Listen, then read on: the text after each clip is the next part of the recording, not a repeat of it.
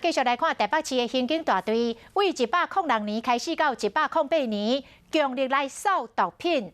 若是店家有互列管过来还价，就要来停业。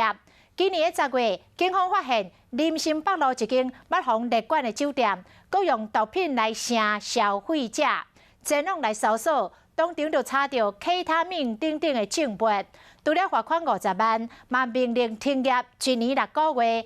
展现着警方灭毒的决心。我警冲入去酒店和店头家措手不及。警方伫现场找到 K 他命等等的证物，店内7个员工认为检体毒品的反应是阳性，相关人员拢总掠登去警察局。 这间位在林森北路以毒品为号召的酒店，先前就曾被警方列管，因此有所防备。除了在门上加装了天地锁，以免警方在第一时间破门进驻。要进去消费，还必须要有干部带领才进得去。迄若无人带，真了无度入去。虽然讲顾家真好，也无赶快和警方敲掉。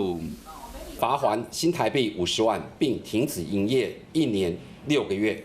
为了表现出对毒品无度拥吻的态度，台北市刑大第108年就敲到3间酒店、3间旅馆牵涉到毒品的案件，并且依照情节的轻重，要求停止营业，也是强制停业。而且因为疫情关系，酒店的消费度较少。即马台湾的疫情有较回，就惊讲酒店以毒品来伫城人客，所以讲展开行动要抄毒品，就是希望讲和毒品远离社区。